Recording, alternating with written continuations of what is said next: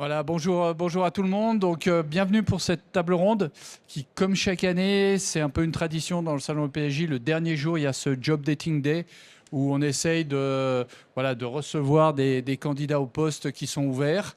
Donc, un peu moins cette année, et vous savez pourquoi, mais on va justement aborder ce sujet. Donc, je vais vous présenter les différentes personnalités qui sont avec nous aujourd'hui. Donc, voilà, le dernier arrivé, Benoît Fontaine, qui est CEO de JobWatch, qui organise avec nous cette journée de job dating, donc qui est bien au courant de la réalité justement du marché de l'emploi en ce moment dans nos métiers qui sont représentés au salon et essentiellement dans l'horlogerie.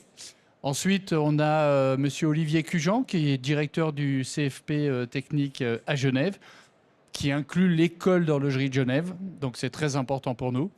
Monsieur Didier Juirac, qui est directeur du CIP à Tramelan. Et puis sa voisine, qui n'est pas très loin non plus dans la même région, donc Christelle Poty de l'HEARC, qui est responsable donc, du master en conception horlogère. Et puis, il nous fallait quelqu'un du terrain qui vit actuellement concrètement l'évolution du travail et les problèmes soit de recrutement, de pénurie de personnel ou autre dans certains profils. Donc, c'est Monsieur Julien Prieur, qui est DRH chez Dubois des Pras, une entreprise bien connue dans le domaine de l'horlogerie. Voilà, donc on va commencer et je pense que c'est important qu'on fasse une première phase de diagnostic par rapport à tout ce que vous entendez sur ce ralentissement du marché horloger et tout. Sachez qu'il y a quand même des postes ouverts, même s'il n'y en a pas beaucoup. Et c'est important qu'on commence justement par Benoît qui nous dise un petit peu sa vision de l'état actuel entre les postes ouverts, les candidats qui arrivent, il y a la queue là-bas pour s'intéresser à ces profils à ces postes qui sont encore ouverts. Donc Benoît, peut-être commencer par une petite introduction sur la réalité de ce marché du travail aujourd'hui. Oui, volontiers. C'est bon, mais il faut être prêt. Oui, volontiers. Donc, bonjour à tous. C'est vrai que la période, elle n'est pas évidente. Et puis, ce qui est assez étonnant par rapport à... C'est pas la première fois qu'il y a une période qui est moins faste. On connaît bien ça dans l'horlogerie. Ce qui est plus étonnant par rapport aux dernières fois, c'est le revirement qui a été très, très rapide. Si on fait un petit peu de contexte, tout le monde connaît, donc l'après-Covid, ça a été une période vraiment faste qui a duré de fin 2021 jusqu'à début, voire premier trimestre 2024. Et puis, là, ça a été vraiment un revirement complet sur la fin 2024, puisqu'on vit maintenant en 2025. Donc nous, chez JobWatch, on est actif vraiment avec les entreprises de l'horlogerie et de la microtechnique. Et puis, simplement quelques chiffres peut-être. Vous prenez toute horlogerie confondue, au haut dans le pic en fait de la période précédente, on avait entre 700 et 800 postes en permanence sur le site. Voyez, donc et ça n'arrêtait pas, plus des sollicitations incessantes en fait des employeurs pour trouver des personnes qui étaient principalement dans la production, mais pas que à ce moment-là. Et maintenant, simplement, on fait le parallèle. On a 3 à 4 fois moins de postes aujourd'hui. Et puis, ce ne sont pas du tout des postes de production. Les postes qui sont aujourd'hui, ce sont des postes qui permettent un peu de préparer l'avenir, à savoir des postes dans les bureaux techniques, des postes dans l'amélioration continue, et puis des postes qui sont quand même récurrents dans la décoration, la terminaison. Ça, il y en a toujours, mais c'est vraiment un petit peu au compte-gouttes. On se disait au mois d'avril-mai, tiens, on voit des prémices de quelque chose, parce qu'on avait de nouveau des entreprises qui nous passaient des postes, voilà, un peu au compte-gouttes, mais voilà, il y en avait un peu plus. Et puis, ça s'est pas concrétisé. Donc maintenant, c'est vraiment dans l'attente. Et puis pour finir un petit peu ma vision en fait du tableau actuel, j'ai eu l'occasion, déjà je suis venu les jours précédents sur le salon, de beaucoup discuter avec les exposants. Et le mot d'ordre unanime, c'est pas de visibilité. Tout simplement, ce qui fait que pour l'emploi actuellement, c'est très compliqué de se projeter et puis de dire je vais engager parce qu'on ne sait pas ce que les mois à venir, voire même jusqu'à la fin de l'année, ça semble. En tout cas, c'est peu visible et ça semble compliqué. Alors, juste plus spécifiquement, est-ce qu'il y a vraiment des profils de postes aujourd'hui qui sont très recherchés, auxquels on a du mal à répondre? Alors aujourd'hui, les postes qui sont vraiment recherchés, ça va être les postes, comme je disais, hein, dans les bureaux techniques, constructeurs, il y a des postes qui sont recherchés, et puis les postes dans la qualité. Il y a beaucoup de postes dans la qualité actuellement, enfin beaucoup par rapport aux autres, j'entends. Je pense que les entreprises, elles sont en train de prendre le temps en fait, d'améliorer leur processus aussi. Donc qualité, méthode, industrialisation, là il y a quand même des postes aujourd'hui. Donc, mesdames et messieurs, vous qui êtes experts de la formation, que ce soit pour adultes ou pour plus jeunes, et je vais demander à Monsieur Cujan, parce qu'il supervise l'école de l'horlogerie de Genève, est-ce que malgré ce ralentissement qu'on ressent du marché horloger aujourd'hui, est-ce que ça veut dire qu'il y a moins peut-être d'attractivité pour ces métiers aujourd'hui, ou vous ne ressentez pas du tout ça? Alors, je dirais que ce qui est compliqué, c'est ce que vient de dire Monsieur Fontaine, c'est que entre 21 et 24, le paradigme a complètement changé au niveau job, et d'où les formations, c'est entre 1 et 4 ans. Donc, c'est compliqué de savoir dans 4 ans quelles seront les formations qui seront vraiment très demandées sur le marché de l'emploi. Au niveau école d'horlogerie, les métiers qui ont toujours la cote, c'est bien sûr les CFC d'horloger. Il y a une formation technicien ES en microtechnique chez nous qui se fait après le CFC en 2 ans. Et puis, on a ouvert dernièrement une formation de CFC de qualiticien, donc qui va vraiment dans le sens de ce que vient de dire M. Fontaine. Et je crois que c'est une formation qui est de plus en plus demandée, de plus en plus intéressante pour les jeunes. Alors la problématique, on en revient toujours aussi au même discours, c'est que on a un certain nombre de places pour les formations en école plein temps. Et puis, il y a un certain nombre de places en formation chez les patrons en dual. Et puis, on aimerait beaucoup que ça augmente, parce que c'est toujours la même problématique. Pour pouvoir avoir des gens avec un bon niveau scolaire qui font des bons CFC, des bonnes formations professionnelles, il faut pouvoir proposer des places. Et c'est vrai que Genève est un petit peu à la traîne par rapport au reste de la Suisse au niveau formation professionnelle. Ça veut dire que la réponse des entreprises pour prendre des jeunes chez eux, aujourd'hui, elle est en diminution, ou est-ce qu'elle n'a jamais été très haute en fait? Alors, elle n'a jamais été très haute sur Genève, soyons clairs. Il y a certains métiers où ça prend un petit peu l'ascenseur, mais étonnamment, même dans une ville, alors on dit Genève est très tertiaire, mais même dans les formations informatiques que l'on a chez nous au CFPT, on a toujours plus de formations en école plein temps en informatique qu'en dual chez les patrons. Et ça, c'est dommage. Mais vu la conjoncture actuelle, c'est compliqué pour les entreprises de s'engager à prendre un apprenti si tout d'un coup, ils sont en cessation d'heures de travail ou en racheté, quoi, c'est certain. Monsieur Gira, vous êtes occupé plutôt de la formation pour adultes et de la formation continue dans les entreprises, etc. Donc, est-ce que vous avez une même perception par rapport à cette attractivité de ces métiers? Alors, il y a évidemment des points communs, des points un peu différents aussi. Donc, pour situer où je travaille, Tramelan, pour ceux qui ne connaîtraient pas, c'est dans le Jura bernois, on fait du Grand Chasseral maintenant en l'occurrence, mais c'est dans la région francophone du canton de Berne. Ça étonne toujours qu'il y en a une, mais oui, il y en a une, c'est le Jura bernois. Et puis dans l'arc jurassien, on est vraiment très touché par le domaine de l'horlogerie automatiquement. Donc il y a de la sous-traitance, il y a des fabricants de machines, il y a vraiment dans tous les secteurs. Et donc automatiquement, on est très impacté par ce qui se passe. Maintenant aussi, on a plusieurs types de formations. On a d'une part des formations qu'on propose, et on a d'autre part de la mise à disposition de locaux pour permettre à des entreprises de faire leurs séminaires. Ils viennent et il faut des formations elles-mêmes aussi. Alors, dans le domaine des séminaires, il y a une chute monumentale, c'est logique en fait. Il y a moins d'activités dans les entreprises, elles ont moins de temps, elles ont moins de ressources pour l'instant pour faire ça. Donc, des formations courtes d'entreprise, c'est la grosse chute. Par contre, au niveau des formations qui sont plus porteuses, au niveau notamment, on a des formations qui amènent jusqu'à des AFP et des CFC dans le domaine de l'horlogerie, de la mécanique et du décolletage. Et c'est des formations qui sont longues, donc c'est en cours d'emploi. Donc, pour devenir horloger, c'est 6 ans. 6 ans en cours d'emploi, 3 fois par semaine, il faut travailler, il faut aller se former. Et puis, c'est des modules. Donc, ça signifie que d'abord, il y a 3 modules qui arrivent à l'AFP. Et après, les gens peuvent continuer pour aller de l'AFP au CFC. Et donc, c'est 3 ans et 3 ans. Donc, on est aussi dans cette dynamique où, pour l'instant, les gens sont là. Il n'y a pas du tout de diminution.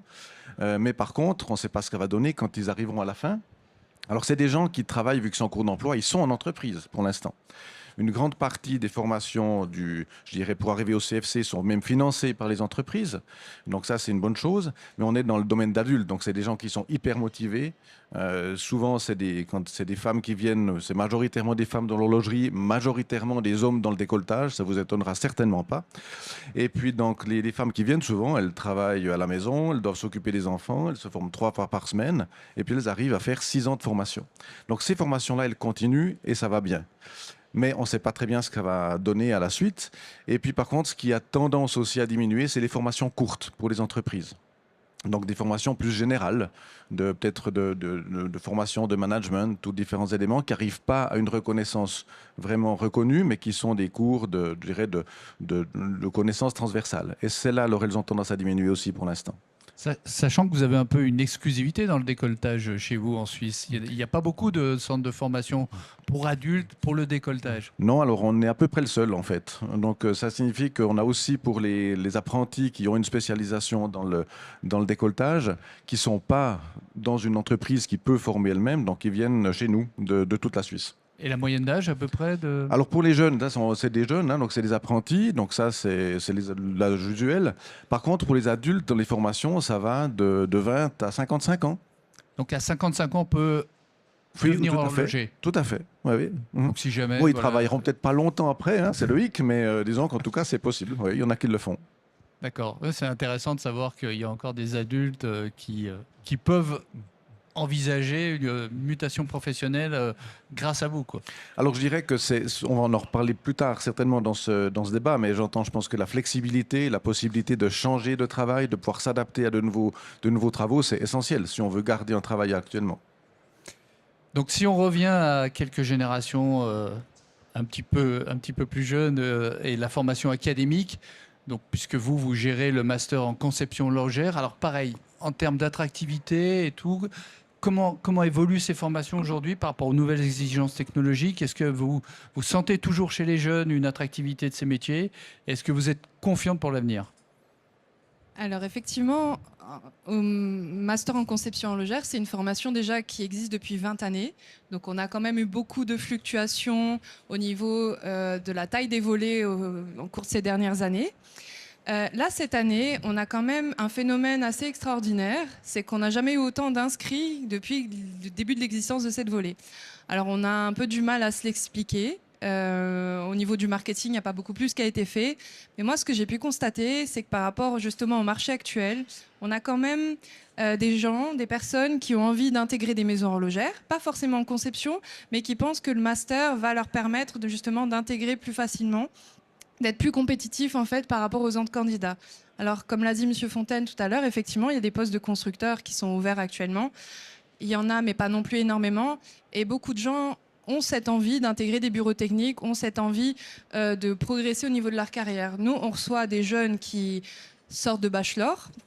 On reçoit aussi des gens qui ont déjà des masters ou qui sont techniciens ES, qui ont plusieurs années d'expérience dans l'industrie. Donc on a vraiment des profils très variés. Et là, cette année, la nouveauté, c'est aussi que on n'a pas des gens qui vont être financés par des entreprises, ce qui a été le cas les années précédentes, mais c'est eux qui vont financer eux-mêmes leur formation, qui a un coût quand même non négligeable de 24 000 francs. Donc ils s'engagent, ils sont motivés à vraiment pouvoir se former et être plus compétitifs sur le marché, en fait. Donc c'est un peu le constat actuel. Par rapport à l'avenir, on est soutenu par la convention patronale au niveau de cette formation. Dans le comité scientifique, on a plusieurs grandes maisons horlogères qui sont là pour justement pour guider et orienter les contenus. Et eux sont quand même très confiants par rapport à cette formation et encouragent vivement d'ailleurs les gens à s'inscrire et nous encouragent à augmenter même les capacités en fait d'accueil des classes. Donc de ce côté-là, ça va très bien et je pense que ça a eu un effet positif justement cette crise sur notre côté, cette formation-là. Comme vous disiez, vous parliez des coûts. Qu'est-ce que ça représente comme budget pour un jeune étudiant qui veut faire ce master? C'est 24 000 francs sur le cursus total, donc 5 semestres. C'est une formation qui en plus permet un emploi dans le sens où les cours ont lieu le lundi toute la journée et le mardi soir. Ce qui fait que quelqu'un qui fait cette formation, donc sur 2 ans et demi, peut avoir un emploi à 80%. Il n'y a que 2 jours de cours pour suivre ce master? Exactement. D'accord, ce qui leur permet effectivement d'avoir un emploi à côté. Mais est-ce qu'on est toujours capable d'attirer les étudiants étrangers éventuellement? Alors oui, tout à fait. On a déjà des personnes frontalières ou des gens en Suisse qui travaillent pour des grands groupes, qui sont envoyés par les grands groupes ou qui le décident. De notre côté, on a mis en place un partenariat avec le lycée Edgar Faure à Morteau, qui propose en fait des D&Made en horlogerie. C'est l'équivalent de nos bachelors finalement en microtechnique horlogère. Ils n'avaient pas connaissance en fait de ce master. Et maintenant, toutes les années, à nos portes ouvertes, on sent un groupe des jeunes de ce D&Made. Et ça a créé comme ça, cette année, typiquement 6 inscriptions supplémentaires. Et donc, on encourage. Il faut savoir que le master s'autofinance. Donc, ce n'est pas de l'argent public qui est injecté dans le master pour pouvoir le financer. Et donc, on encourage vivement toute personne ayant les qualifications requises, c'est-à-dire bachelor ou master, à s'inscrire. Même technicien ES en entreprise. Quand des grands groupes horlogers vous envoient des étudiants, est-ce que ce sont ces grands groupes qui les financent? Oui, la plupart du temps, oui. Après, on a certaines personnes qui, d'elles-mêmes, demandent à leurs employeurs de financer la formation. Mais la plupart du temps, oui, quand les grands groupes eux-mêmes décident d'envoyer, ça a été fait il y a quelques années, cette année, pas vraiment. Ils souhaitent justement monter en qualification leurs collaborateurs. C'est aussi un biais de motivation supplémentaire et de qualification. Souvent, ils nous envoient des techniciens ES pour avoir un grade de master. Et ces étudiants en master en horlogerie, ça se répartit équitablement entre filles et garçons? Alors, pas du tout. La dernière volée, on avait 13 étudiants et sur 13, il y avait une femme. Là, cette année, sur les 23 inscrits, on a 2 femmes. Donc, c'est quand même peu. Mais on essaie vraiment de motiver, portes ouvertes dans les actions qu'on mène, aller chercher les jeunes filles. Que ce soit pour nos bachelors aussi, d'ailleurs, à la Haute École Arc. Mais ce n'est pas toujours évident. Il y a d'ailleurs un gros désintérêt ces dernières années, mais même au niveau bachelor, on a beaucoup moins d'étudiants dans micromécanique ou autre.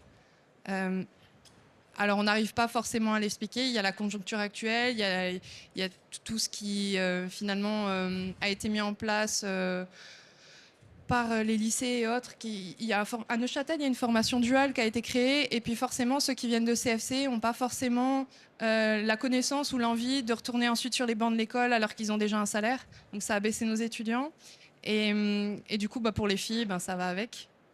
Ça vous inquiète pas le fait qu'au niveau bachelor, il y a un petit peu un désintérêt pour ces métiers techniques? Ah si, tout à fait. Il y a plusieurs actions qui ont été menées au niveau de la direction. On a un plan d'action qui vise à redonner de l'attractivité à l'école, à chercher aussi des causes racines de pourquoi en fait on a moins d'étudiants. Cette année, les actions menées ont permis de remonter à un niveau qui était à peu près 2022-2023 pour 140 inscriptions. L'idéal étant plutôt 160 inscrits. Mais c'est vrai que c'est quelque chose qui nous inquiète fortement et qui ne touche pas que la Haute École Arc. Au niveau de la HESSO, c'est quand même quelque chose qui est assez répandu. Parce que là, cette année, par exemple, dans votre master en horlogerie, vous avez combien d'étudiants? Et moi, le master, c'est totalement l'inverse. C'est-à-dire qu'on était plutôt à 9 étudiants inscrits. Là, j'en ai 23. Donc Voilà. là, il y a eu un boom pour le master. Pour le master, il y a eu un énorme boom, oui. D'accord. Et que des garçons quasiment. Et quasiment que des garçons. Donc un appel à ces dames pour rejoindre ce master. Donc Julien, ce serait bien que vous nous donniez alors votre expertise, votre vision à vous, parce que c'est vous qui ouvrez des postes ou non.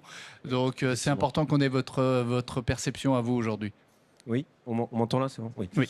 Oui, alors je vais rejoindre beaucoup de ce qu'ont dit mes collègues et puis M. Fontaine notamment. Déjà, on est dans un marché presque sans précédent entre ce qu'on a connu en termes de post-Covid, de reprise du marché, de croissance des recrutements, des activités, etc. Et puis ce qu'on rencontre 2024 et 2025, même si on sait que l'horlogerie au sens large est quelque chose d'assez cyclique, hein, pas par définition. Mais pour redonner le contexte, nous, du Bois des Prats, donc on est un sous-traitant horloger à la Vallée de Joux de 400 personnes, 3 sites à la Vallée de Joux, 1 site à Bienne. On a la chance de ne pas connaître le chômage partiel encore au travers de cela, juste pour contextualiser par rapport à ce qu'on peut recruter comme profil. Et là, où en 2022-2023, on a recruté jusqu'à 80 à 100 personnes par année, ce qui était sans commune mesure avec ce qu'on a pu connaître par le passé. Bien sûr, depuis 2024, on est dans un tout autre volume où là, on se concentre sur soit du remplacement, soit des postes, comme disait M. Fontaine, pour préparer l'avenir. Donc du bureau technique, de la qualité, des méthodes et industrialisation. Et le paradoxe qu'on a, c'est qu'on se disait avec mes collaborateurs, dans le mode de recrutement, on se dit, bon, étant donné le marché, étant donné que nous, du Bois des Prats, on a la capacité encore à recruter un petit peu, on va faire face à pléthore de candidats sur ces métiers. Et ce n'est pas le cas sur ces métiers spécifiques. En fait, on ne recrute pas plus facilement aujourd'hui des profils en qualité, méthode d'industrialisation et bureau technique que c'était dans les périodes 2022-2023. Je l'explique par ça 2 raisons. C'est que la frilosité des gens qui sont en poste et qui se disent, étant donné le marché, les tendances actuelles, je ne vais pas prendre le risque de quitter mon poste et de ne pas m'exposer à autre chose, parce qu'il y a la légende qui veut que premier arrivé, premier parti, si jamais. Je pense qu'il y a un petit peu de ça. Il y a aussi le fait de l'émulsion de 2022-2023 faisait que, tiens, ça bouge de partout, il y a des opportunités de partout. Des fois, on jouait un petit peu des coudes avec les marques horlogères, etc. On dit, je vais peut-être trouver mieux payé ailleurs. Donc voilà, ils se mettaient quand même un petit peu plus sur le marché, là où ils sont beaucoup plus frileux aujourd'hui. Et du coup, c'est assez paradoxal, mais on a quand même quelques postes dans ce cadre-là, et on essaye de recruter dans ce monde-là, entre guillemets.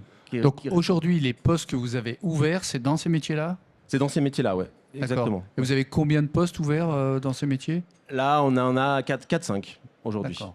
Là où on en avait 20 à 25 en même temps en 2022-2023, presque. Et par rapport au rythme que vous aviez de recrutement, vous disiez, de 80 à 100 personnes par an dans la période euphorique, est-ce que par rapport à nos amis qui sont ici aujourd'hui, vous auriez quelque chose, un message à leur passer par rapport à au profil qui rentre chez vous? Est-ce que ça correspond véritablement à vos besoins? Alors oui, les formations qui sortent de ces établissements correspondent à mes besoins. La différence, c'est que la situation géographique de la vallée de Joux, tout le monde n'a pas le plaisir et la chance de connaître tous les bienfaits et les apports de cette magnifique région qu'est la vallée de Joux. Et s'ils ne sont pas forcément basés, qu'ils n'ont pas de connaissance de cette région, ils vont avoir du mal à s'y diriger spontanément, sauf s'ils ont vraiment une formation orientée 100% horlogerie, parce qu'ils savent même que la vallée de Joux fait partie des 4 bassins principaux d'horlogerie en Suisse. Et c'est pour ça que malheureusement, sur des formations plus généralistes, mais qui peuvent nous intéresser, comme des chefs de projet ou des métiers comme ça, pour des choses qui viennent un peu moins spécifiquement de l'horlogerie, on va avoir beaucoup de mal à attirer des Suisses, ou en tout cas des formations suisses, et on va devoir aller les chercher plutôt côté français. Alors, c'est pas forcément un souhait, on n'a ni plus ni moins, etc. Mais c'est vrai qu'on va dire par rapport aux formations d'ingénieurs qu'on a en France, ils savent que s'ils veulent venir en Suisse, de toute façon, ils vont bouger. Donc comme ils vont bouger, que ce soit à la Vallée de Joux ou ailleurs, ils se doutent bien que Vallée de Joux, c'est quand même plus petit que Genève, etc. Mais quoi qu'il arrive, ils vont bouger. Tandis qu'en Suisse, s'ils sont déjà établis sur Genève, sur la Vallée de Joux ou Neuchâtel, déjà, ils ont des pôles horlogers de ce point de vue-là qui sont présents autour d'eux. Donc ça va être un peu plus dur de les attirer sur la Vallée de Joux. Donc il faut faire en fait la promotion géographique et touristique de la vallée de Joux. Exactement. Si j'ai bien compris. Oui. La vallée de Joux s'y attelle beaucoup elle-même pour plein d'activités, etc. Mais voilà, il y a la route, il y a l'école, il y a la neige, même s'il y en a de moins en moins. Donc c'est toujours un petit peu dur. Et justement, dans la proportion de tous ces gens que vous avez recrutés, la proportion des frontaliers atteignait à peu près quel pourcentage? Elle reste de l'ordre de grandeur à peu près de ce qu'on a actuellement au sein de l'entreprise, qui est de, grosso modo, 35% de résidents, 60-65% de frontaliers. D'accord, ok. Ouais. Donc ça reste une part qui est importante. Considérable. Mais parce que vous ne trouvez pas en Suisse? Oui, tout à fait. Donc messieurs, madame, il y a un message qui vous est adressé, il faut former plus de Suisses qui connaissent la vallée de Joux. Qui connaissent et qui apprécient c'est pas vraiment par rapport à la formation, mais on a une collaboratrice qui était intéressée à aller travailler dans la vallée de Joux. Et puis finalement, elle a renoncé parce que c'était vraiment, les logements étaient hors de prix par rapport au poste qu'il y avait. Donc elle a eu de la peine à trouver des logements. Donc faites construire des logements, ça va peut-être aider. Bon, je vais voir ce que je peux faire. On va demander à Audemars Piguet qui finance des logements sociaux. Mais après, on a aussi par rapport au marché spécifique et quand même, on va trouver des profils qui des fois sont basés à Genève et qui par rapport au marché ne trouvent pas forcément sur Genève, pour donner un exemple. Et on va être un peu craintif, honnêtement, à les recruter parce qu'on sait qu'ils vont potentiellement venir chez nous et profils qualitatifs, etc. intéressants parce qu'une opportunité se présente à eux, mais quand plus d'opportunités vont se réouvrir à Genève, on sait qu'ils vont partir en fait. Et du coup, c'est assez délicat parce que Dubois des Prats, dans son approche, on a un mix produit très très important entre les composants horlogers, les modules additionnels, les mouvements, et puis un mix produit de clients aussi un mix client aussi très très très étendu. Donc il y a une phase d'apprentissage qui est très très lourde chez nous et chronophage. Donc du coup, les profils qui a un fort risque, qui viennent chez nous 1 an et demi, 2 ans, ils vont peut-être même pas être 100% autonomes au moment où ils vont vouloir déjà repartir quand il va y avoir une forme de reprise dans leur, on va dire, région d'origine. Parce que par rapport à toute cette vague de recrutement que vous venez de faire, ces gens-là sont toujours chez vous? Oui. On a forcément réduit assez massivement les personnels intérim pour des raisons qu'on imagine. Mais sinon, la plupart des fixes qu'on a recrutés sont chez nous, oui, tout à fait. Et actuellement, vous n'utilisez pas les réductions d'horaire de travail, donc Non, il non. n'y en a pas chez vous. On eût pensé le faire, mais il s'est avéré que, voilà, par rapport au mix produit, la charge quand même client qu'on a eue, bah, c'est en tout cas repoussé. On verra si en 2026 c'est le cas, mais aujourd'hui pas. Et c'est assez quand même bon signe de notre côté. Ça rassure aussi nos collaborateurs par rapport à ce qu'ils peuvent observer, notamment sur le marché de la sous-traitance et même de certaines marques horlogères qui l'utilisent depuis un certain temps. Alors, par rapport à la situation actuelle et ce que vous disiez, on sait qu'un des premiers points d'attractivité de ces métiers, c'est le niveau du salaire. Donc, on a déjà eu cette discussion des précédentes tables rondes, mais est-ce qu'on sent une évolution, ça, par rapport aujourd'hui aux salaires qui sont offerts pour ces métiers? Et on parlait de métiers spécifiques dans les bureaux techniques. Quel niveau de salaire moyen on peut s'attendre dans ces métiers-là? Alors, c'est très difficile de parler d'un niveau moyen parce que ça va dépendre de l'expérience, ça va dépendre de ce qui a été fait avant, de ce que la personne elle peut apporter, etc. Je dirais pour les salaires, moi j'aurais deux choses à dire. Il y a eu un petit peu une surchauffe dans les années précédentes. Nous, on a mis beaucoup en garde les candidats qui passaient par nous en disant ne soyez pas trop gourmands ou en tout cas si vous obtenez des salaires qui sont hors du standard, faites attention de ne pas avoir un niveau de vie qui augmente trop, etc. parce qu'il va y avoir un retour de manivelle. C'est un petit peu ce qu'on voit aujourd'hui. Il y a des entreprises qui n'ont pas cédé à ça aussi, en 2022-2023, qui ont gardé une certaine constance. Mais bon, pour finir, il fallait du monde. Donc, ça a quand même été adapté. Maintenant, pour dire, je dirais, un constructeur qui a un bachelor, peut-être aussi Monsieur Prieur, il pourra aussi bien répondre à cette question-là. Mais je dirais, on peut imaginer un salaire au tout début, qui va sortir de l'école, vers 6 500 francs environ. Et après, alors effectivement, un constructeur qui est senior ou qui va prendre en fait la gestion d'un bureau technique, etc. Ça peut aller à 9 000 francs, à 10 000 francs. Enfin, on est dans ces niveaux-là. Donc, il y a des belles perspectives d'évolution dans ces métiers techniques. Vous confirmez ce niveau de salaire? Pas la Vallée de Joux. Non, c'est un petit peu, un peu moins haut sur le marché de la Vallée de Joux et aussi dans le marché de la sous-traitance, même si nous, on s'ouvre à une concurrence qui est de grandes marques horlogères qui ont des moyens tout autres et qui, des fois, tirent un peu le marché dans ce sens-là. Mais on essaie de garder une politique salariale cohérente et ce que j'ai pu constater entre 2022-2023, où là c'était un peu la chasse au salaire parce que le marché, tout le monde voulait les compétences à droite, à gauche, et les gens, comme disait M. Fontaine, misaient beaucoup sur le salaire avec le potentiel risque de retour de bâton par la suite.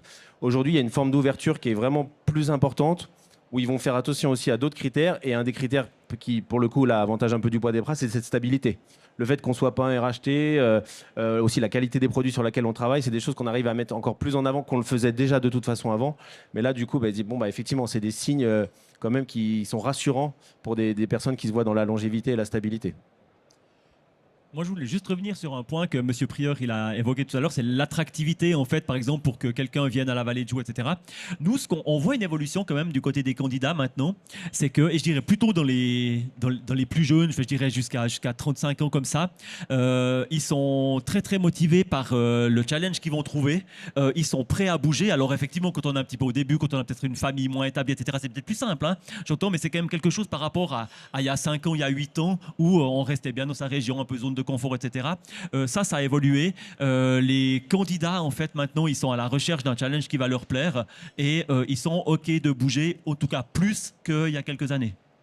C'est quelque chose que vous ressentez, vous, à Genève, avec l'école d'horlogerie? Est-ce que nos jeunes élèves, ou dans d'autres métiers techniques, sont prêts à partir de Genève pour aller travailler dans des régions qui sont peut-être moins attirantes sur le papier, mais qui, comme on l'a vu aujourd'hui, offrent des postes ouverts, quoi?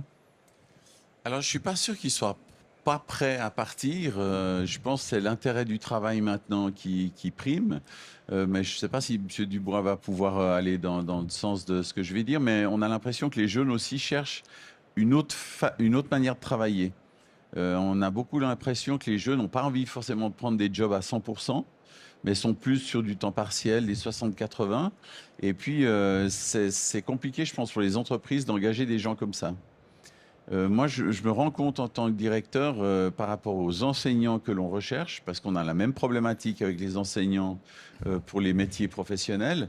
On cherche des gens qui ont un certain titre, dont des types bachelor ou master, et puis qui ont un certain nombre d'années d'expérience.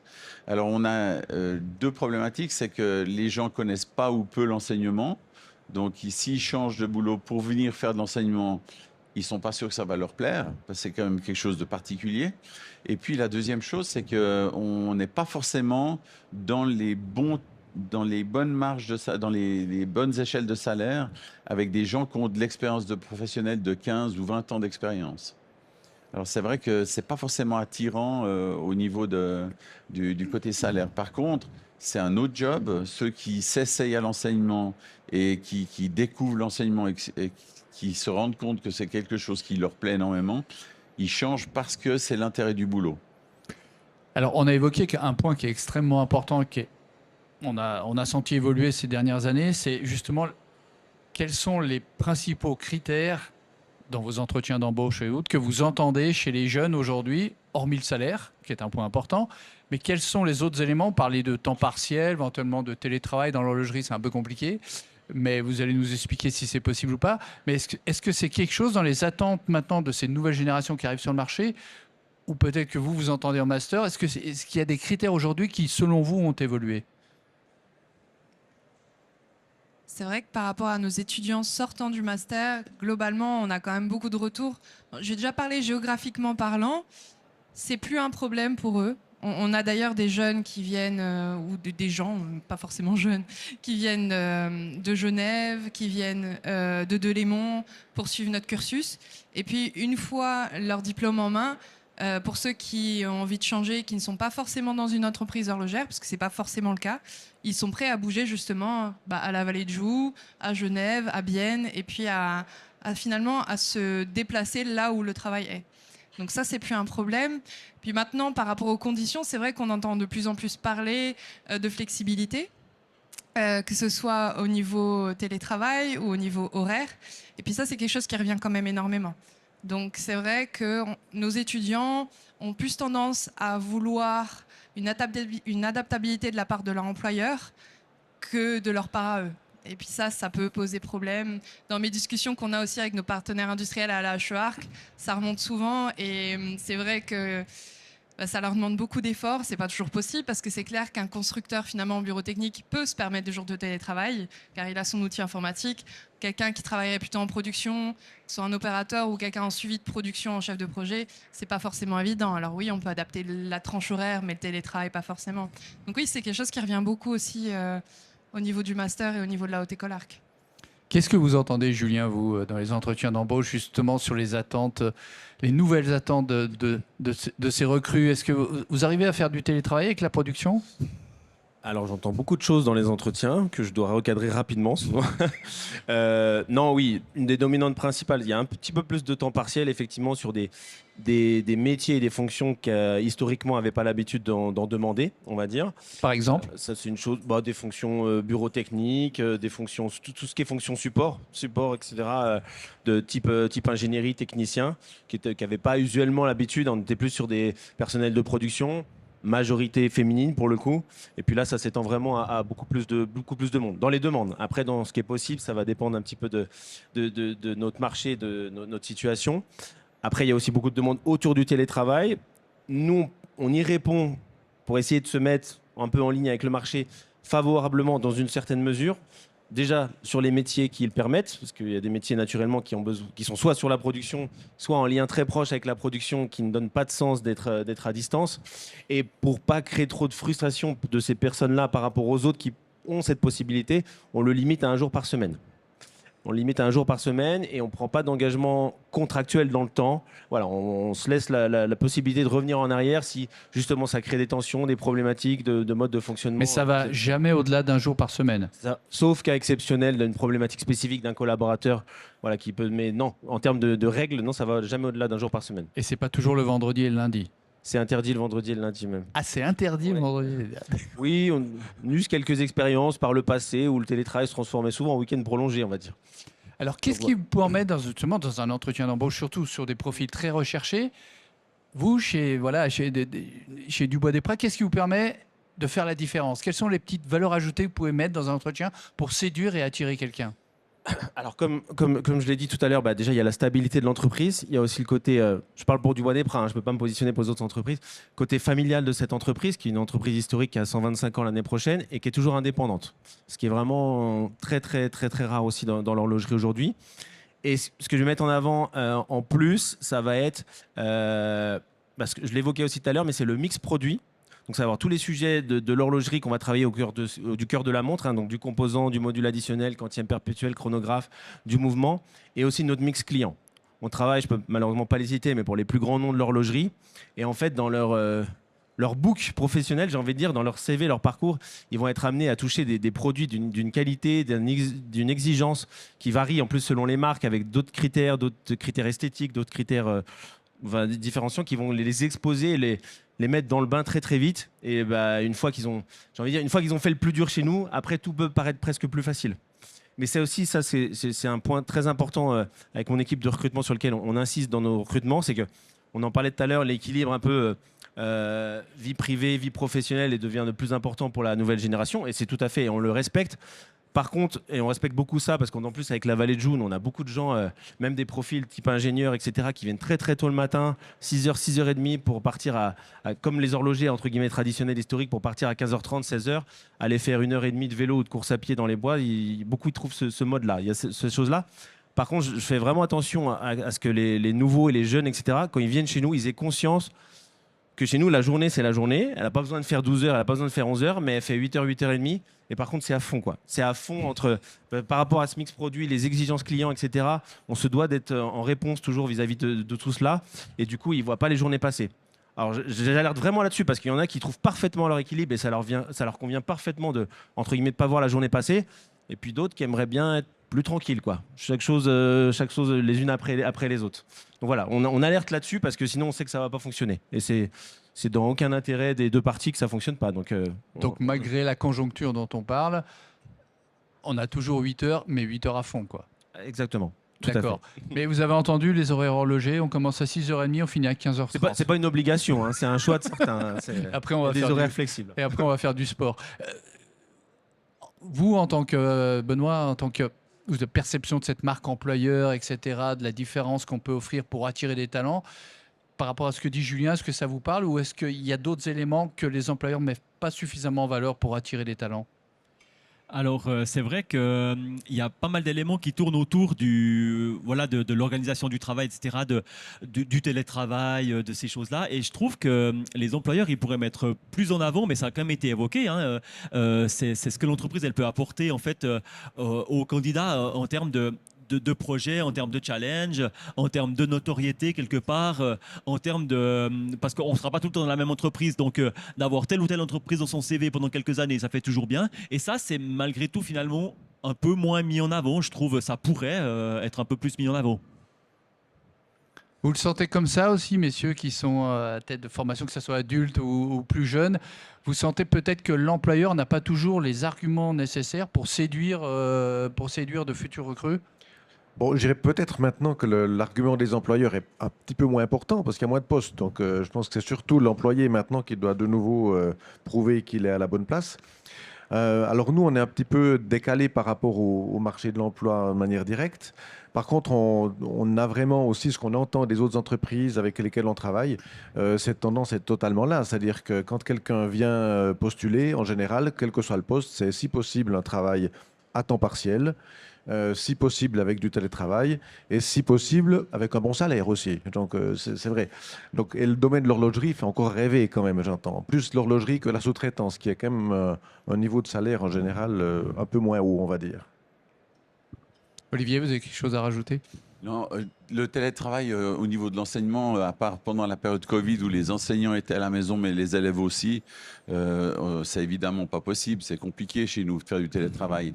Mais ce qui complique passablement, c'est que si on a des postes, des bouts de postes de 20 ou 40%, c'est toujours très compliqué de trouver quelqu'un qui est en entreprise et qui peut se libérer entre 20 et 40% pour venir faire de l'enseignement.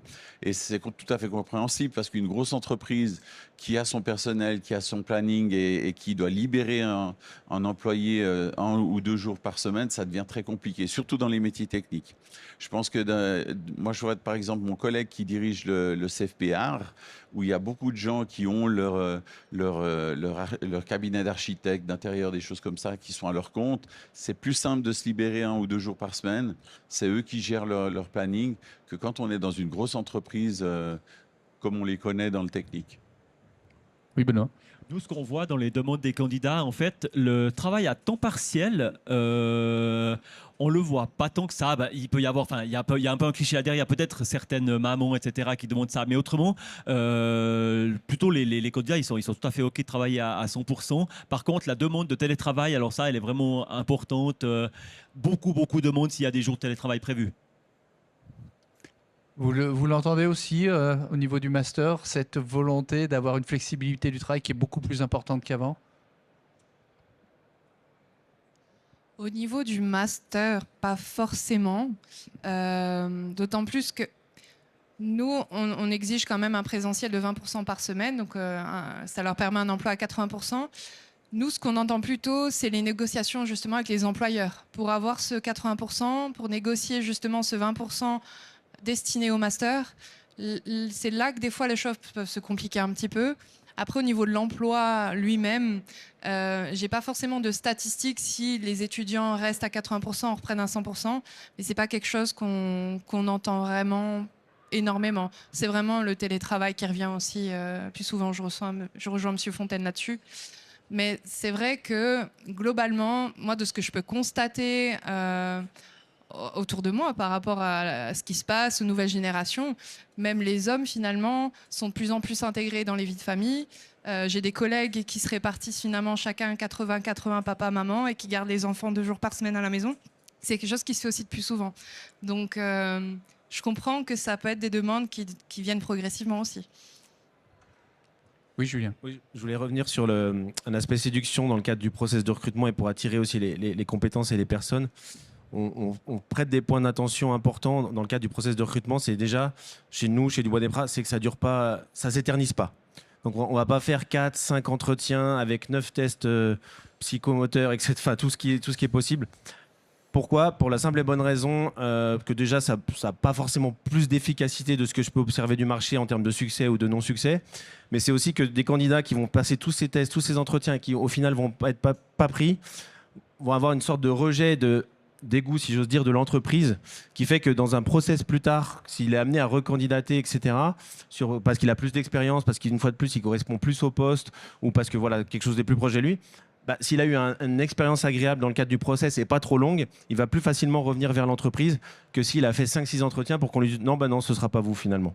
Donc ça, c'est un élément important. Et le deuxième élément important, on fait attention à introduire très rapidement et de manière assez conséquente tous les encadrants, voire potentiellement même les collègues dans le cadre de demi-journées pas d'essai, mais plus de découverte, où les gens se créent un lien avec le futur responsable, les futurs collègues, pour voir si le match va se faire en fait. Ça permet de minimiser les risques entre guillemets et voir si en termes de sensibilité, de personnalité, ça va se faire. Et on estime ça un peu plus efficace que faire 5-6 entretiens où les gens sont pas forcément dans une stature naturelle et normale entre guillemets. Mais concrètement, ça veut dire que vous êtes capable de donner une réponse à un candidat en termes de durée de processus de recrutement qui dure combien de temps? Alors ça va pas dépendre que de nous, ça va dépendre aussi du nombre de candidats qu'on va pouvoir screener et faire dans le cadre d'un premier round. Mais s'il y a suffisamment de candidats, en 3 semaines à un mois, on peut boucler le process. Ce qui est bien, Benoît. Oui, et puis je trouve vraiment très bien que les entreprises se préoccupent de ça parce que nous, on a vraiment le retour des candidats. C'est exactement ce que M. Prieur dit, c'est qu'il y a des process qui sont beaucoup trop longs. Et puis, l'entreprise, elle s'expose aussi au fait que le candidat ne soit plus disponible au moment où il se décide, quoi. C'est vraiment très important. Et ça fait partie un petit peu d'une image que ces process ne s'éternisent pas. Mais je voulais aussi revenir juste à un point qui rend aussi un petit peu attractif. On dit tout le temps, oui, le télétravail, c'est pas possible pour les gens de la production, etc. Alors, c'est évident que c'est pas possible. Mais il y a certaines entreprises qui ont mis en place des journées de travail, en fait, très flexibles, qui peuvent aller de 6 h du matin à, je sais pas, peut-être 18 ou 20 h. Et en fait, on peut venir dans cette plage-là qui est très large, en fait. Et ça permet une certaine flexibilité pour avoir un rendez-vous, ou etc. Donc ça existe et il y a certaines entreprises de la place, typiquement, qui ont mis ça en œuvre. Alors, il y a beaucoup de chefs d'entreprise qui nous l'ont dit, ça. Ils ont une plage horaire assez large et puis les gens, ils choisissent leur durée de travail dans cette plage horaire, que ce soit tôt le matin ou plus tard le soir et tout. C'est valable chez vous aussi? Alors, on va dire qu'on de base, on a une plage horaire large qui arrive, donc je disais, entre 6h et 8h30 pour l'heure d'arrivée. Et ils peuvent partir de 15h30, rester jusqu'à 19h. Ça, c'est la plage standard. Après, on s'adapte aussi en fonction des circonstances. Typiquement, notre site du côté de Bienne a été exposé à un moment à des travaux sur l'autoroute qui généraient des grosses problématiques de trafic et de temps d'arrivée. Et là, on avait ouvert la plage de 6h à 20h sans vraiment contrainte, hormis dans la plupart des temps faire sa journée. Mais dans l'usage, c'est quand même pas toujours selon le nombre de personnes qu'il y a dans certaines équipes, etc. S'il y a trop de décalage, des fois c'est bien parce que ça a créé une plage de travail plus longue sur ces métiers. Des fois, en termes de cohérence et de cohésion d'équipe, ça peut être un peu compliqué. Mais c'est gérable, en quelque sorte. Ok, merci. Juste un petit dernier point avant qu'on laisse la parole au public, c'est est-ce que vous êtes aujourd'hui en capacité, parce qu'on l'a beaucoup entendu cette semaine dans les allées, il y a beaucoup d'innovations en cours, il y a beaucoup de technologies qui évoluent, etc. Est-ce que les cours, le contenu des cours aujourd'hui s'adapte justement à ces progrès technologiques, à cette innovation, que ce soit dans les lasers ou dans tout ce qu'on entend dans les allées du salon? Est-ce qu'aujourd'hui, vous êtes complètement en phase avec justement ces nouvelles technologies et les exigences que peuvent avoir certains recruteurs? Alors, je vais parler au nom du MAS, mais également au niveau de la Haute École Arc. On a quand même la chance à la Haute École Arc, c'est qu'on a beaucoup de partenariats industriels, on a beaucoup de projets, et notamment, je ne sais pas si vous en avez entendu parler, du Microline Lab. Donc, c'est une micro-usine autonome. Donc, le principe de cette micro-usine est de fonctionner de manière autonome, sans forcément un expert. On est à la pointe de l'industrie 4.0. Donc, nos enseignants qui travaillent aussi en projet de recherche sur cette micro-usine sont tout à fait au courant des challenges et des avancées technologiques qui ont lieu véritablement dans les entreprises. Et d'ailleurs, on est aussi là pour accompagner les entreprises. Dans le cadre du master, c'est pareil. Finalement, on a aussi cette chance d'avoir à peu près 70% d'enseignants externes, donc qui viennent de l'industrie, et 30% de l'école.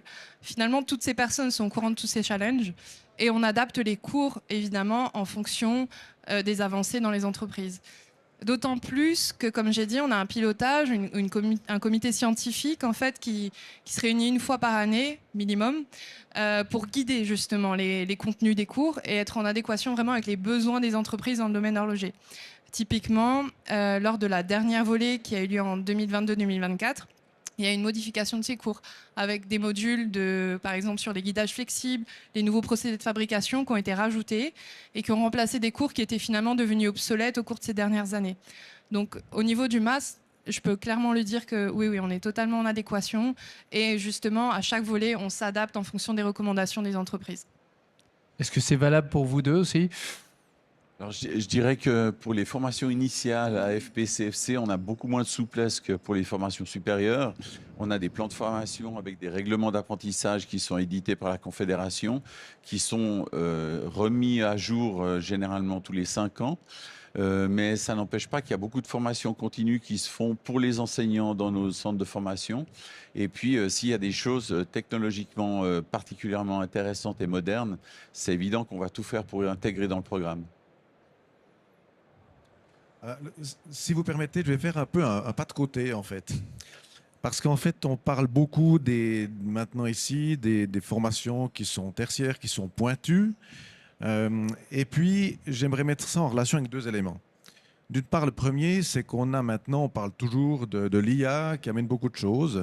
On ne sait pas encore quoi exactement, jusqu'où ça va aller, mais ça va amener beaucoup de choses. Concrètement, les métiers vont quasiment tous se transformer. Donc ça signifie qu'on doit avoir une flexibilité. On doit pouvoir s'adapter. Un autre élément, c'est que selon les prévisions actuelles, en 2030, il manquerait environ 500 000 personnes sur le marché du travail.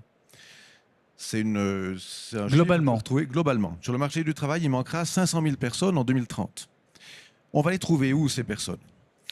Et ces 500 000 personnes, c'est sans compter qu'il y aura peut-être énormément de monde qui seront sur le carreau, qui pourront plus s'adapter au métier parce qu'ils n'auront pas les compétences. Et puis ça, j'aimerais faire un appel à toutes les entreprises, en fait, parce que c'est quelque chose qui n'est pas du tout connu, ou en tout cas qui passe souvent sous le radar. Il y a une étude maintenant qui vient de sortir, notamment, c'est l'étude PIAC, qui est une étude qui permet des comparatifs internationaux sur les compétences de base. Quand on parle compétences de base pour adultes, c'est la lecture, l'écriture, les mathématiques, et puis la résolution de problèmes, à savoir comment est-ce qu'on peut s'adapter à une situation ou différents éléments. Alors, on peut se dire, bon, en Suisse, on a des bonnes écoles, on est très bien, on va être parfait, j'entends. Eh ben non. Enfin, si on est un peu mieux que le reste de l'OCDE, à 4% près, mais en fait, il y a 30% actuellement des personnes en âge de travailler qui ont des lacunes très importantes dans au moins l'une de ces compétences de base. Ça signifie que c'est 30% qui sont incapables de s'adapter à tout changement professionnel. Donc si on veut arriver à pouvoir avoir assez de monde et donc avoir en tout cas un pourcentage de personnes qui n'est pas trop manquant, les entreprises doivent absolument permettre à leurs personnes déjà d'être sensibilisées à ça, de pouvoir se former en compétences de base. Pourquoi ça ne se fait pas actuellement? Parce que d'une part, on travaille toujours en silo, en confédération. Nous, on a le domaine de la formation. Vous avez le domaine avec les orthra professionnels qui ont les métiers, qui donnent les compétences des métiers. Mais cet élément-là des compétences de base, il est essentiel. C'est-à-dire que le seul moyen pour que ces personnes puissent se former, c'est déjà qu'elles aient conscience de leurs limites et qu'elles aient en plus le courage de dire qu'elles ont des lacunes.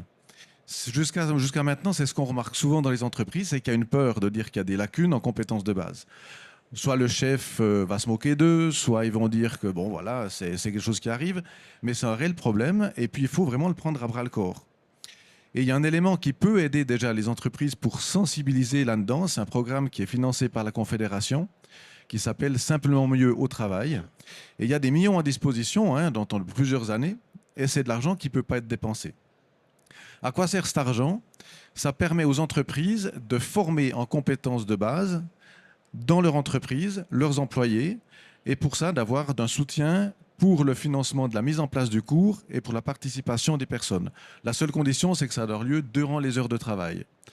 Mais en fait, c'est un élément qui permet de donner un signal à l'interne de l'entreprise qu'il y a une réelle conscience de cette problématique-là et de pouvoir préparer les gens petit à petit, non pas à avoir des meilleures compétences de base, mais à pouvoir ensuite s'adapter à l'évolution des métiers. Et si on ne le fait pas, on aura de gros problèmes. C'était mon pas de côté. Simplement mieux au travail, s'appelle ce programme. Simplement mieux au travail, il y a un site, tout le monde peut aller. Et pour les personnes individuelles, où là, c'est des cours qui sont existés, et sinon, ce qui existe normalement. Et puis sinon, c'est pour les entreprises et qu'elles peuvent aller voir quelles sont les organisations dans tous les cantons qui font partie de ce programme et qui peuvent les aider à organiser des cours. Pour autant qu'on ose reconnaître son défaut de compétences de base. Exactement. Et c'est pour ça, je ne sais pas si des gens parmi vous l'ont vu, mais chaque année, il y a des publicités, il y a une campagne de sensibilisation aux compétences de base. Et ça passe à la radio, ça passe à la télé, il y a plein de choses, sur des pubs qui passent sur Google, n'importe quoi. Et en fait, j'ai l'impression que personne ne les voit. Donc, et puis ça, c'est un peu montre qu'on n'est pas forcément sensibilisé à ça. Donc Julien, la prochaine étape, c'est de faire un bilan de compétences de base dans votre personnel. On y travaille, on y travaille. Très bien. Merci, c'est une information précieuse que vous nous donnez. Peu de gens, je pense, la connaissaient. Donc, merci beaucoup. On va vous donner la parole, parce que j'ai vu qu'il y avait des bras qui se levaient. Je vais venir vers vous.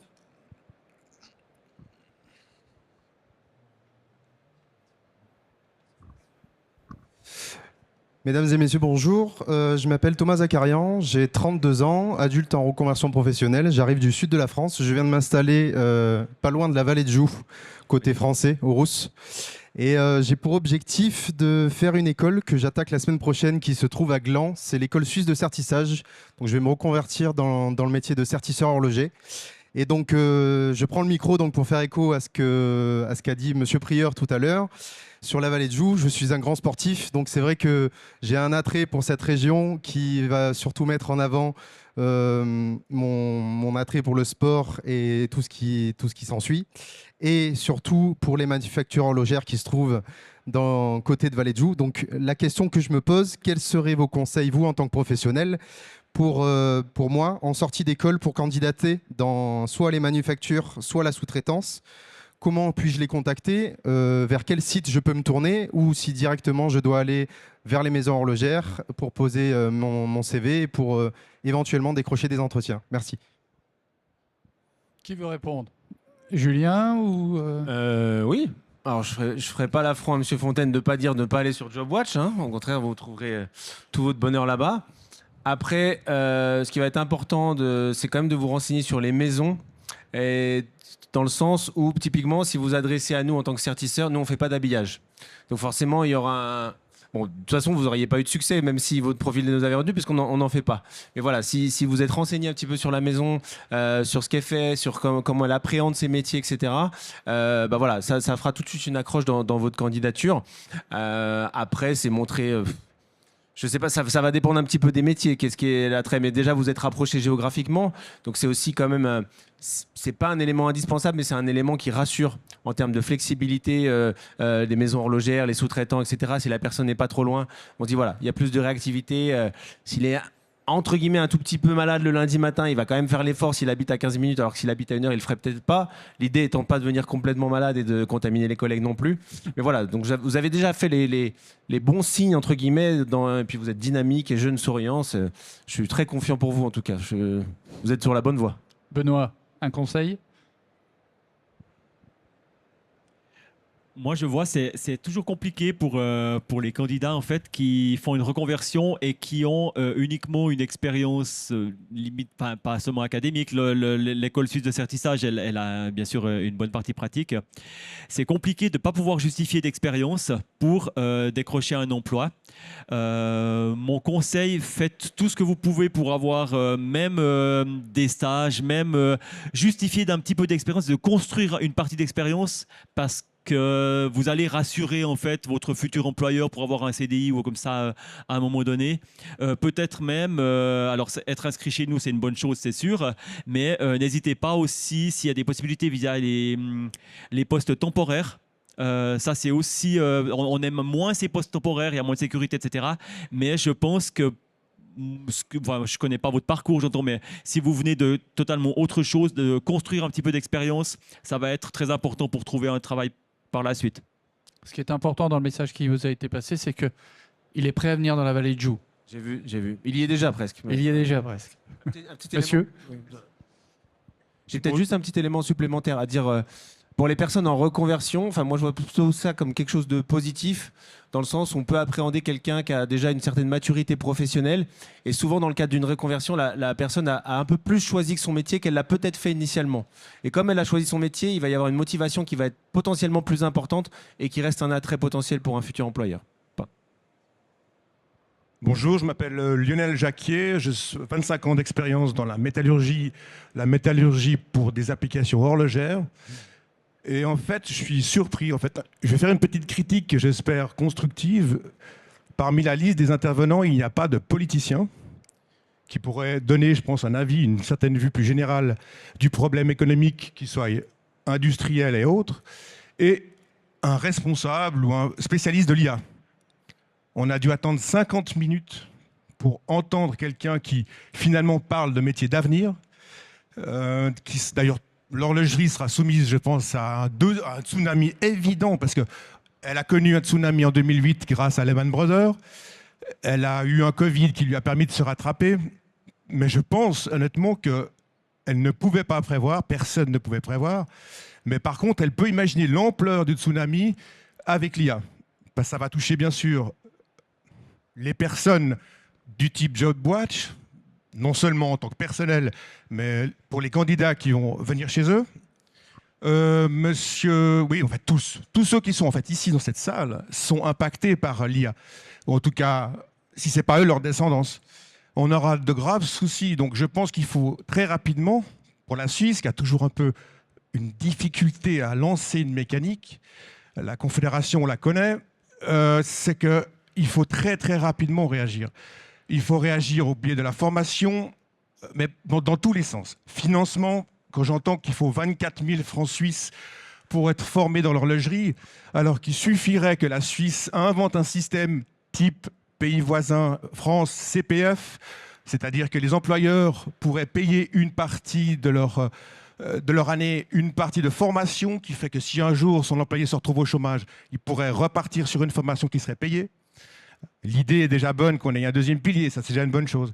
Mais pour la formation, n'existe pas. Il faut qu'on en revienne un peu à des systèmes américains où il faut payer 24 000 € pour une formation, c'est-à-dire endetter un jeune. Voilà, là je suis un peu surpris qu'il n'y ait pas en fait parmi ces gens, à part M. Tramelan, pardon, M. Girard de Tramelan, excusez-moi, qui a eu cette lucidité, parce que je pense qu'on a beau parler de gens qui justement qui font de l'horlogerie, du management de qualité, du design, de ce qu'on veut, du suivi, de la conception. Ces gens-là vont être impactés directement par l'IA. D'ailleurs, je suis moi-même actuellement une formation IA pour essayer de retomber un peu sur les pieds. Et je crois que c'est un peu dommage qu'on ait dû attendre presque 1 heure pour entendre parler de ce sujet-là. Donc, je voulais savoir s'il était question pour ces personnes ou quelles sont finalement leurs activités avec les politiciens. Parce que c'est les politiciens qui vont mettre en route les éléments. Là, c'est la Confédération qui va donc développer un fonds pour pouvoir éviter. Là, je suis un peu surpris en plus. Le but final de la subvention est pour moi ridicule. On est en train pour moi, de perdre un temps énormissime. Donc effectivement, donc c'est une priorité en fait. Même le nom du CEFRI n'est pas forcément très connu pour les entreprises. Le CEFRI, c'est le secrétariat d'État à la formation, recherche et innovation.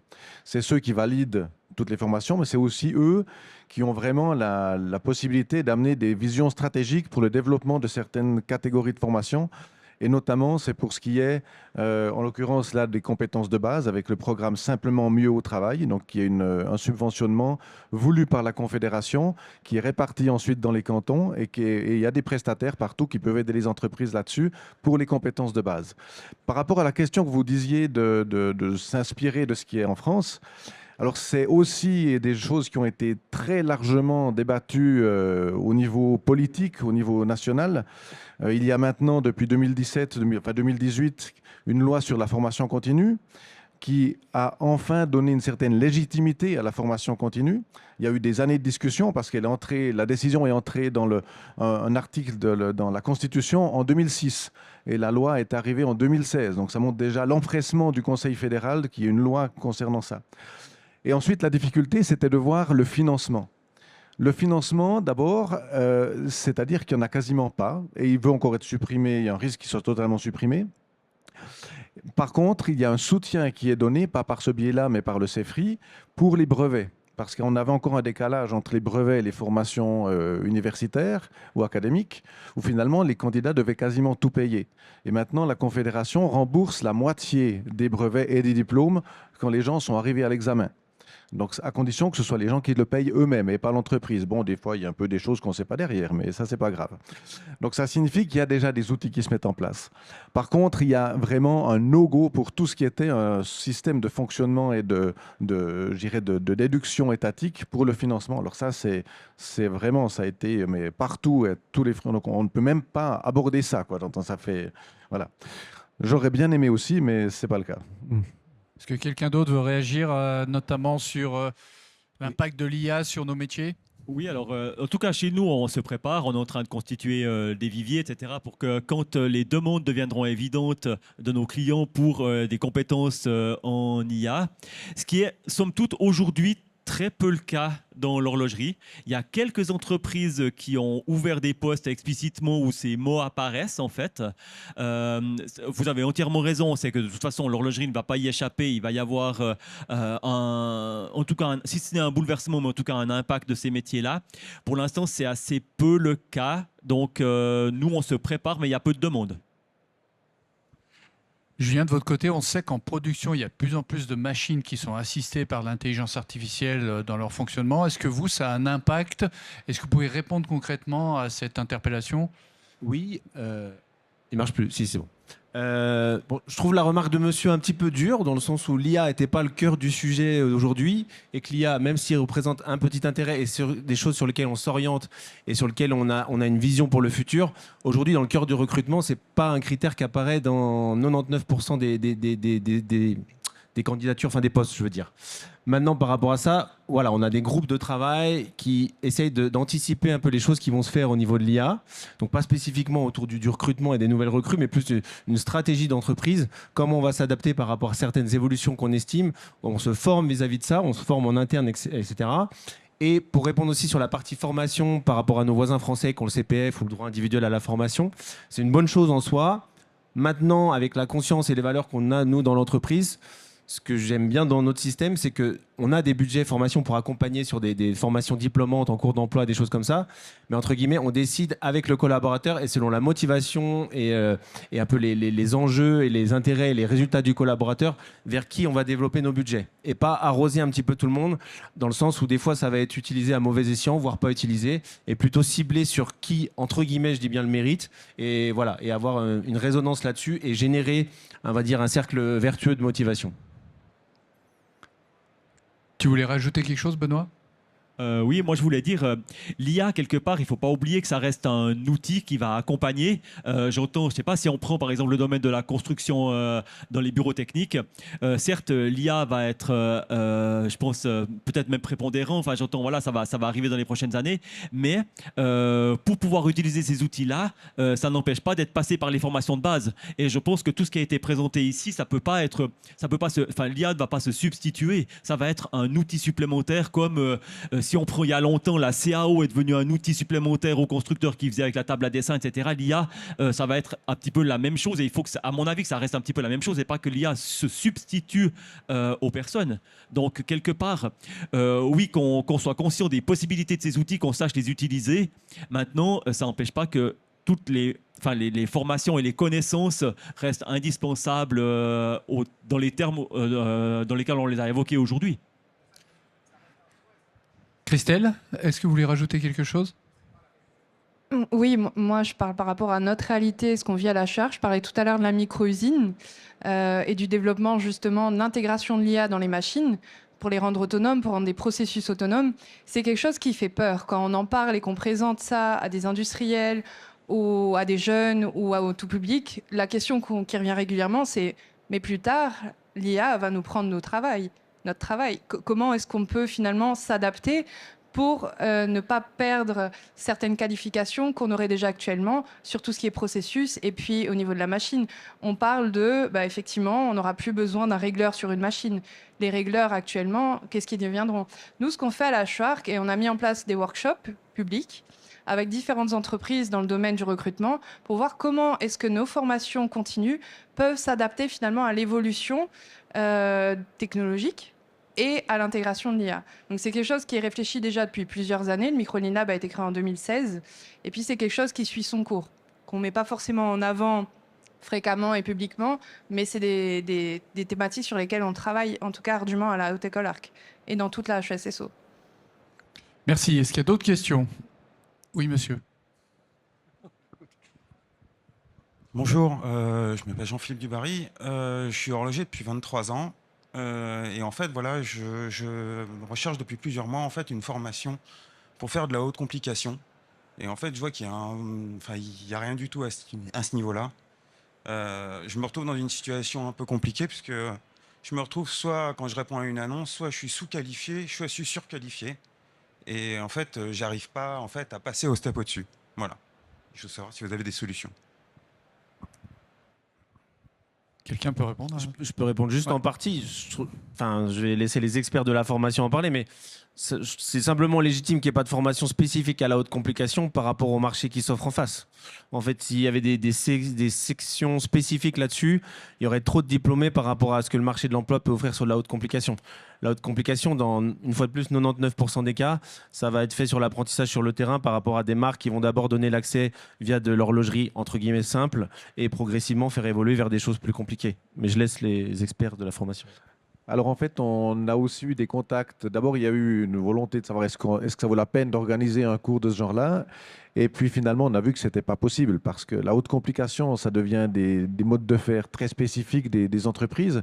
Elles ne sont pas d'accord de partager non plus. Donc ça signifie qu'à part être dans une entreprise et de pouvoir faire de la haute complication spécifique, en tout cas, nous, on n'avait pas de marché pour pouvoir mettre sur pied un cours pareil. Après, moi, si je peux ajouter, c'est vrai que dans le master en conception horlogère, il y a des cours sur les hautes complications. Et pour des personnes qui pourraient faire valoir en entreprise une attestation et pas le diplôme total, il est possible de faire des modules isolés ou des cours isolés qui vous apporteraient une attestation complémentaire. Ça, c'est quelque chose qui est possible. Voilà, vous avez un débouché académique possible, là. Mais c'est vrai que tout ce qui relève de la haute complication, on l'entend suffisamment dans les couloirs, ça relève de la haute confidentialité des marques, quoi, souvent. Donc, il faut d'abord pousser la porte d'une marque, quoi, d'une manufacture. Est-ce qu'il y a d'autres questions? Oui, madame. Bonjour, Céline Michel de l'IFA. J'aimerais rebondir par rapport à l'intervention de monsieur au premier rang. Sur le soutien notamment de l'État par rapport aux formations et aux formations continues dans une démarche de reconversion, par exemple. Donc, il existe à Genève un programme qui est financé par l'État de Genève, une formation modulaire pour certifier les adultes et qui est d'ailleurs certifié par la Convention patronale de l'industrie horlogère. Et donc, ces formations modulaires en polissage et en horlogerie sont ouvertes aux adultes et elles mènent à une AFP ou un CFC, donc une certification fédérale. Donc voilà, je voulais ajouter cet élément. Il y a des critères de résidence géographique ou pas spécifiquement? Ou de passif pour y accéder? Il y a des conditions, ça c'est sûr. C'est ouvert aux frontaliers, mais il y a certaines conditions. Voilà. Et je me permets de rebondir là-dessus parce qu'on a c'est typiquement la même formation qui est donnée à l'IFAGE et puis chez nous à ce niveau-là pour l'horlogerie. Et c'est cantonal. Donc ça signifie que le canton de Genève est un peu plus généreux que le canton de Berne, on peut dire en tout cas. Et puis il y a certains cantons qui financent, quand c'est une première formation, il y a des fois une gratuité qui est offerte dans certains cantons, pas partout. Donc le seul moyen, c'est que les personnes se renseignent dans leur canton ce qui est possible de faire. Il y a des fois des fonds aussi de soutien, des fonds professionnels, mais c'est vraiment c'est la jungle. En Suisse, ça serait trop simple qu'il y ait un seul système, quoi. Donc voilà, c'est comme ça. Mais en tout cas, merci de votre intervention. Ce n'était pas une question, mais simplement un petit rappel. On se rend compte que tout n'est pas payant. Voilà, qu'on peut se faire aider pour ce type de formation-là, et merci de l'avoir rappelé. Alors, je profite de mentionner qu'il y a aussi quelque chose qui n'est pas forcément, enfin, qui est peut-être un soutien avec un certain financement actuellement, qui est peut-être qui vous concerne pas tous, parce que ça concerne les entreprises qui ont des RHT. Et puis pour les personnes qui sont en RHT, c'est pas forcément connu, mais il y a une possibilité de former ces employés qui sont en RHT pendant les RHT.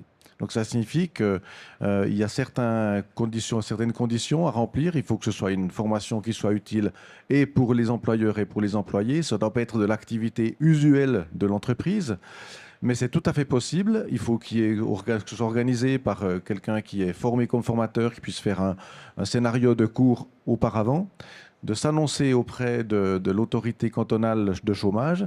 Et c'est possible donc d'organiser avec des RHT pour ces employés des formations en fait qui sont encore possibles. Et ça permet non seulement d'avoir une formation qui répond aux besoins des deux, mais aussi de garder les employés dans une dynamique de travail et une dynamique d'équipe pendant les RHT. C'est récent, ça?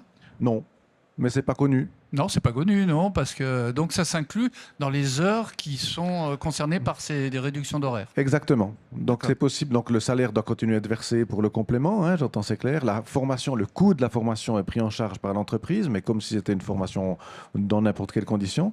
Mais les personnes continuent à avoir justement le salaire à 80% par les RHT et le 20% par l'employeur, comme de manière normale. Pour améliorer leurs compétences de base? Alors, ça peut être des compétences de base, tout à fait, mais ça peut être des compétences peut-être spécifiques, des compétences transversales qui sont hors ces compétences de base, mais qui permettent surtout aussi de garder des équipes, en fait, fonctionner. Les RHT, on sait que maintenant, il y a des demandes que ça soit élargi jusqu'à 24 mois, donc on est dans une crise qui est longue.